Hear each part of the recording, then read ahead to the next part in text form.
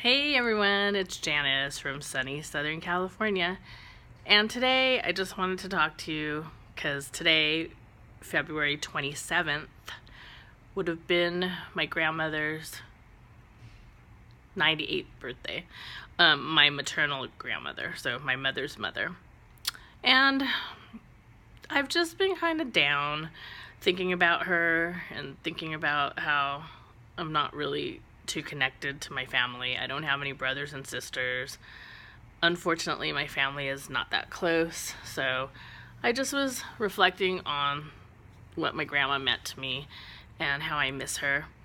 My memories of my grandma were that she used to work at the Broadway department store, and she worked there for over 25 years. And this is when people used to stay at a job and for many, many years. So she was there for about maybe 25 or 26 years.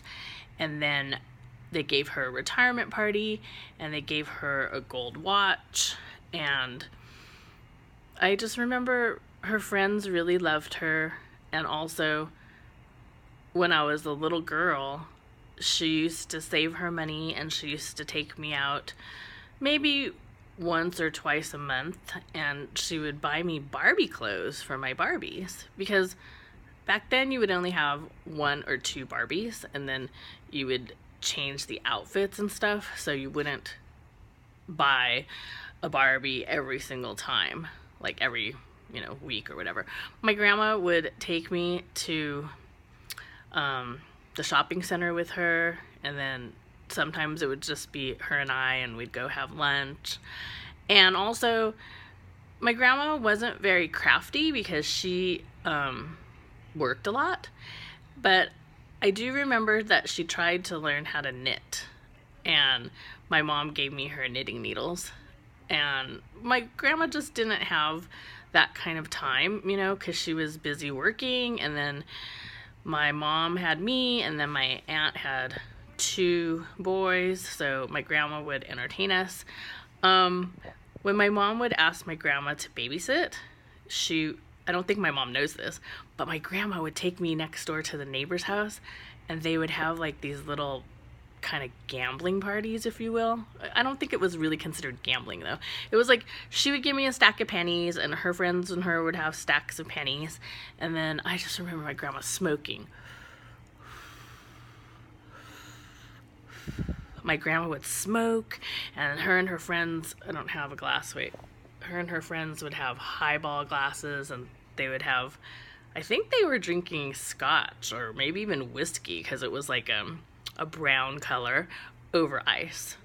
But that's where I learned how to play this thing called Pokino, which was similar to bingo, only you played it with a deck of cards, and every time like a certain card would come up, you would put your penny on the spot, and then if you got 5 in a row, or if you blacked out the whole card, then you would win all the pennies. So my grandmother would take me to her little gambling parties when my mom asked her to babysit, and then sometimes she would take me to the local diner and we would go have food. I just remember my grandma being the only person I knew that actually liked liver and onions.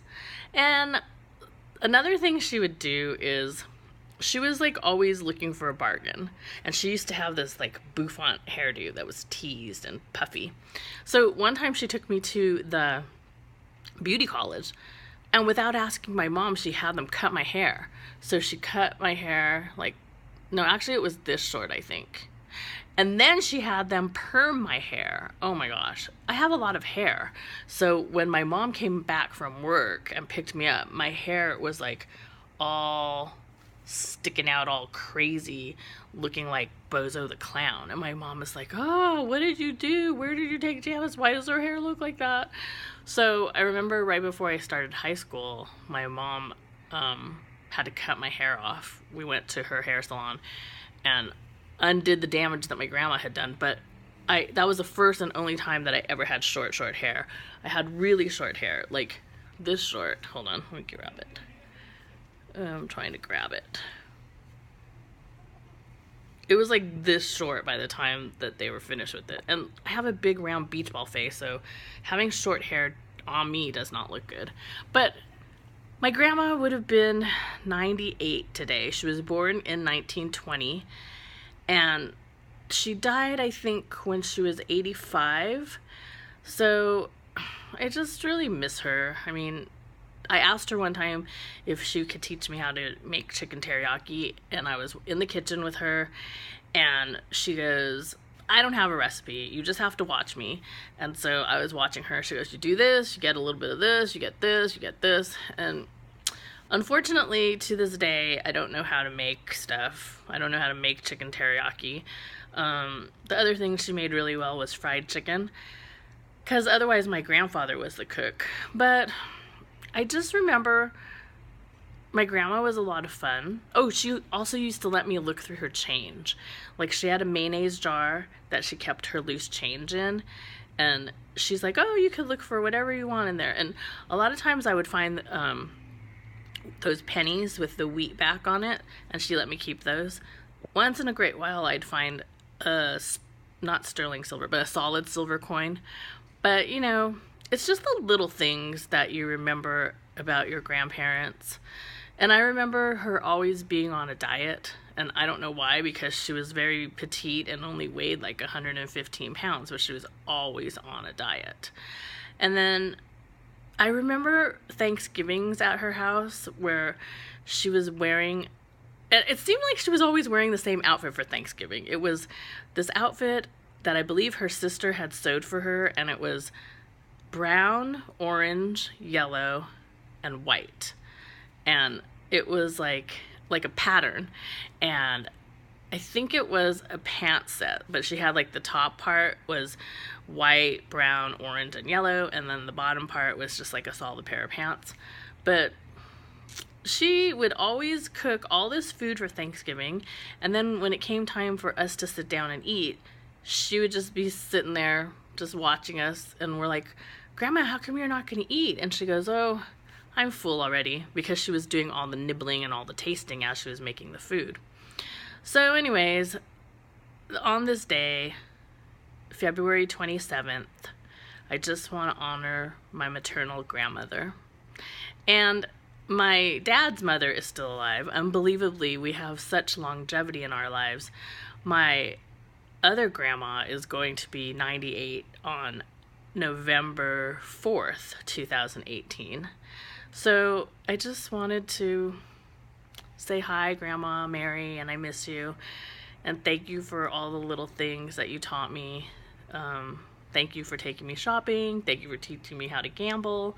Thank you for showing me how to be a generous person, because whenever people would come over, like if I would bring a little friend home, she would like say, oh, let's have a snack. And I just really miss you.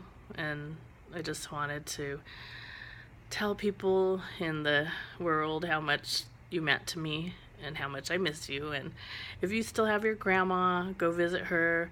If, you know, because you never know what's going to happen. You never know when the last time you're going to see her is.